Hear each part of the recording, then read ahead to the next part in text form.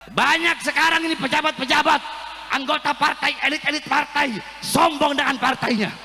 Yang jenderal-jenderal punya pangkat jabatan, sombong dengan pangkat jabatannya. Seakan-akan Indonesia negara milik mereka. Hei, saya sampaikan, Indonesia bukan milik partai politik manapun, bukan milik jenderal manapun. Indonesia bukan milik PDI, bukan milik Gerindra, betul? Bukan milik Golkar, betul? Bukan milik PKS, betul? Bukan milik PKB, betul? Bukan milik P3, betul? Apalagi? Karena kalau saya gak sebut partainya, disangkanya saya orang partai itu lagi. Apalagi? Hah? Bukan milik Nasdem, betul? Apalagi? Bukan milik Berkarya, betul? Indonesia bukan milik Jokowi, bukan milik Prabowo, bukan milik Megawati, bukan milik Kapolri, bukan milik Panglima TNI. Indonesia bukan milik perusahaan-perusahaan asing, bukan milik tambang-tambang asing, tapi Indonesia adalah milik kita bersama, bangsa dan rakyat Indonesia, saudara.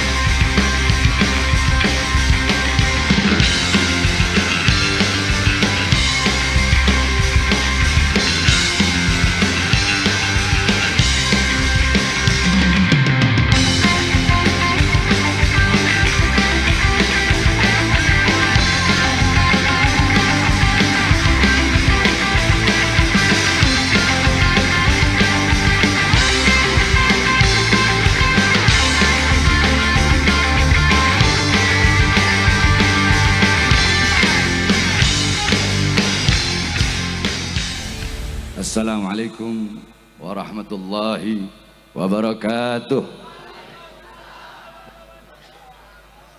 Alhamdulillah, alhamdulillahil qawiyyu sultanu, al-wadihil burhanu, al-mabsut fil wujud karamu wa ihsanu.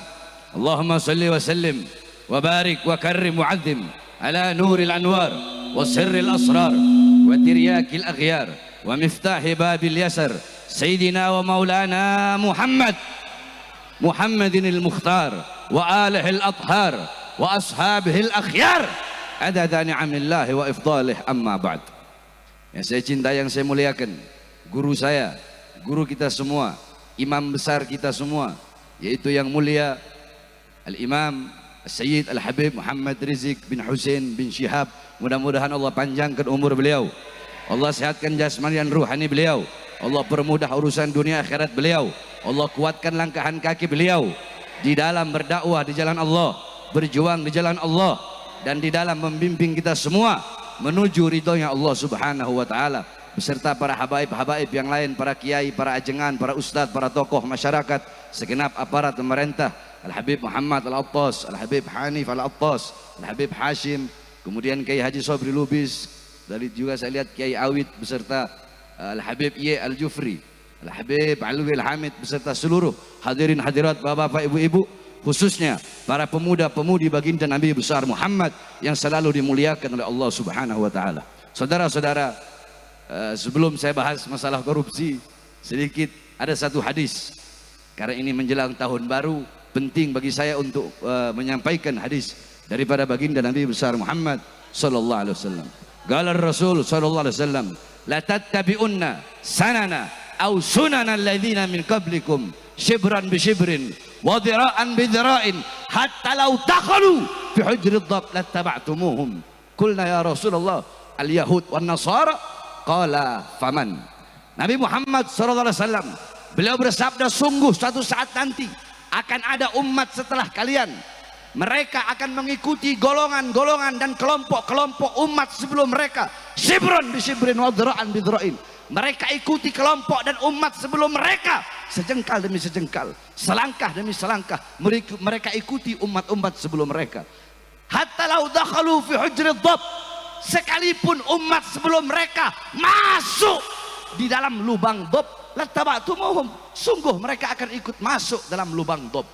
Dob itu apa, sejenis biawak, cuma bukan biawak. Kalau biawak warrol, dob itu kadal gurun, saudara-saudara. Yang belakangnya ada duri-durinya, warnanya kuning. Kalau warrol, kalau biawak warnanya coklat. Kalau dob itu halal dimakan karena ada takrir dari Nabi. Kalau biawak haram dimakan. Jadi beda antara dob dengan warrol. Nah, saudara-saudara, kemudian ada sahabat yang bertanya, "Qulna ya Rasulullah al-Yahud wa Nasara." Ya Rasulullah, apakah kelompok dan umat sebelum mereka, maksudnya sebelum kita itu adalah orang-orang Yahudi dan orang Nasrani? Kala, faman. Rasulullah bilang, siapa lagi kalau bukan mereka? Nah, saudara-saudara, malam tahun baru besok bukanlah malam tahun baru kita umat Islam. Itu adalah malam tahun baru orang-orang sebelum kita, umat sebelum mereka. Akan tetapi di Indonesia yang paling banyak merayakan malam tahun baru, yang paling banyak merayakan hari Valentine, lihat malam tahun baru, yang paling banyak keluar, yang paling banyak maksiat, mabok-mabokan, istahalla zina wa istibahal khumur wa darubu bil ma'azif. Mereka zina seperti perbuatan yang halal, mereka halalkan zina, khamr mereka perbolehkan seakan-akan itu bukan hal yang tabu, bukan hal yang haram. Mereka memainkan musik-musik yang membuat lupa dan lalai kepada Allah. Mereka ikuti kelompok-kelompok sebelum mereka. Nah, yang paling banyak nanti besok bermaksiat, melacur, yang berjudi, yang khamr, yang narkoba, yang mabok-mabokan di Indonesia bukan putra-putri Kristen, bukan putra-putri Buddha, bukan putra-putri Hindu, tetapi putra-putri kita umat Islam yang paling banyak besok akan berbuat maksiat, berbuat dosa di tanah Indonesia, merayakan tahun baru yang bukan tahun baru Islam, saudara-saudara. Ini kenyataan. Maka yang dalam Al-Quran Allah mengatakan, walan tarda angkal yahud walan nasara hatta tattabi'a millatahum. Allah nggak bilang hatta tattabi'a dinahum. Yahudi, Nasrani tidak akan ridho kepada kalian sehingga kalian mengikuti ajaran mereka. Allah nggak bilang sehingga kalian mengikuti agama mereka. Karena bagi para musuh-musuh Allah, kita harus masuk ke dalam mereka, bertasyabuh, menyerupai, mengikuti ajaran mereka, adat istiadat mereka, budaya orang kafir, adat istiadat orang-orang kafir. Man tasyabbaha biqaumin fahuwa minhum. Siapa yang menyerupai suatu kaum, maka dia sama dengan kaum tersebut. Oleh karena wasiat saya pertama bagi orang tua, tahan putra putri kalian. Sekalipun besok mau pergi, pergilah ke majelis taklim. Di Jakarta besok ke Munawir Asli bikin acara istighosah, isti'anah seperti sekarang.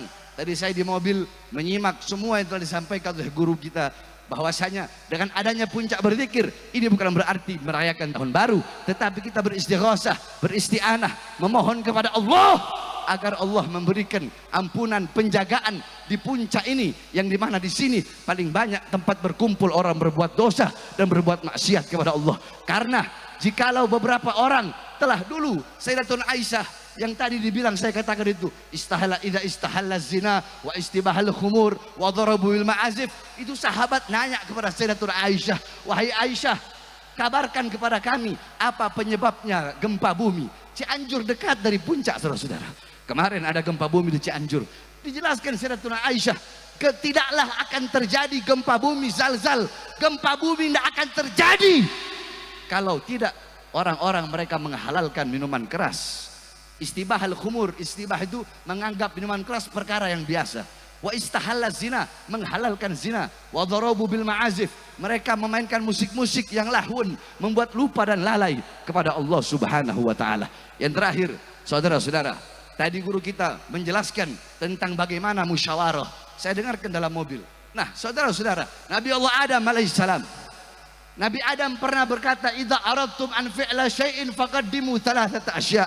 Hei umatku, hei anak cucuku, hei sekalian manusia, kalau kalian mau melakukan perkara apapun, hal apapun, sebelum melakukan hal itu, perbuatan itu, perkara itu, hendaklah dahulukan 3 perkara. Salah satunya istasyirul akhyar, bermusyawarahlah dengan orang-orang soleh, bermusyawarahlah dengan orang-orang baik. Sebab andaikan dulu aku bermusyawarah dengan malaikat, di dalam memakan buah khuldi, pasti malaikat akan memberikan petunjuk kepadaku, ijtihadnya, ra'i pandangannya, jangan aku makan karena itu bisa membuat aku keluar dari sorga. Sayangnya dulu aku tidak bermusyawarah dengan malaikat. Jadi begitu pentingnya musyawarah.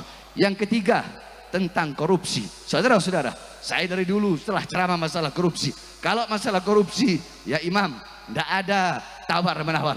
Bagi saya, siapapun yang korupsi, maka hukuman yang paling pantas adalah hukuman mati, saudara-saudara. Banyak sekarang ini pejabat-pejabat, anggota partai, elit-elit partai, sombong dengan partainya. Yang jenderal-jenderal punya pangkat jabatan, sombong dengan pangkat jabatannya. Seakan-akan Indonesia negara milik mereka. Hei, saya sampaikan, Indonesia bukan milik partai politik manapun, bukan milik jenderal manapun. Indonesia bukan milik PDI, bukan milik Gerindra, betul? Bukan milik Golkar, betul? Bukan milik PKS, betul? Bukan milik PKB, betul? Bukan milik P3, betul? Apalagi, kalau saya gak sebut partainya disangkanya saya orang partai itu lagi. Apalagi? Hah? Bukan milik Nasdem, betul? Apalagi? Bukan milik Berkarya, betul? Indonesia bukan milik Jokowi, bukan milik Prabowo, bukan milik Megawati, bukan milik Kapolri, bukan milik Panglima TNI. Indonesia bukan milik perusahaan-perusahaan asing, bukan milik tambang-tambang asing, tapi Indonesia adalah milik kita bersama, bangsa dan rakyat Indonesia, saudara. Allahu Akbar. Maka saya sampaikan pada malam hari ini, wahai Prabowo dan kabinet menteri-menterinya, demi Allah kami pemuda-pemudi Indonesia bersumpah, demi Allah di Indonesia tidak ada sejengkal tanah pun bagi siapapun yang merampok dan merampas harta bangsa dan rakyat Indonesia, saudara-saudara. Allahu Akbar. Saya tanya semua rakyat, apakah akan memberi walaupun sejengkal kepada para koruptor, kepada para pengkhianat bangsa, kepada pengkhianat bangsa, kepada partai politik manapun? Nah, jadi kalian semua jangan macam-macam. Sekali lagi saya bilang, saya cuma takut sama saya punya ibu dan sama saya punya pawang. Selain daripada itu iblis saya makan.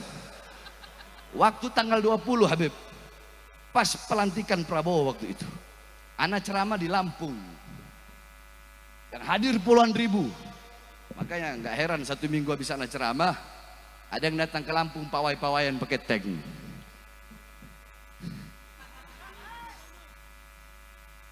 Waktu itu 20 Oktober pas pelantikan presiden. Orang-orang banyak saya lihat ngomong, wah kalau Prabowo jadi presiden, Habib Bahar nggak bakal berani ceramah keras-keras ini, nggak bakal berani bersuara ini. Tanggal 20-nya kemarin, saya ceramah di Lampung pas pelantikan presiden lagi. Saya ceramah apa saya bilang? Segala kebijakan-kebijakan Prabowo yang menguntungkan rakyat akan didukung oleh rakyat. Betul? Betul. Kebijakan-kebijakan pemerintah Prabowo yang menguntungkan rakyat, yang pro kepada rakyat, khususnya rakyat kecil, rakyat susah, rakyat yang kelaparan, pengangguran, maka kebijakan yang menguntungkan rakyat itu akan kami dukung. Betul? Betul. Terus saya sampaikan lagi ada ujungnya itu. Apa ujungnya? Tetapi kalau sampai Prabowo dan kabinetnya, pemerintahannya membuat kebijakan-kebijakan yang menyengsarakan rakyat, melaporkan rakyat, menderitakan rakyat, saya akan pimpin rakyat untuk melawan mereka, berjuang sampai titik darah menghabiskan, saudara. Allahu Akbar.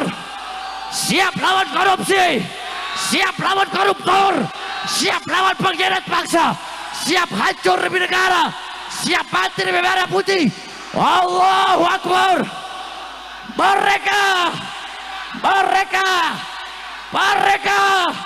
Allahu Akbar. Ini saya sampaikan semata-mata karena kecintaan kami kepada bangsa, rakyat dan khususnya negara kesatuan Republik Indonesia. Ini saya dapat saya sampaikan, kurang lebihnya mohon maaf, walafu minkum, karena saya datang kemari bukan untuk berceramah, tapi ingin mendengar, dan saya rindu kepada imam besar karena sudah lama tidak berjumpa. Kemarin sakit, jadi reuni 212 nggak sempat datang. Terus 411 mudah-mudahan kita doakan guru kita Allah berikan sehat dan panjang umur. Amin. Wal afu minkum. Assalamualaikum warahmatullahi wabarakatuh.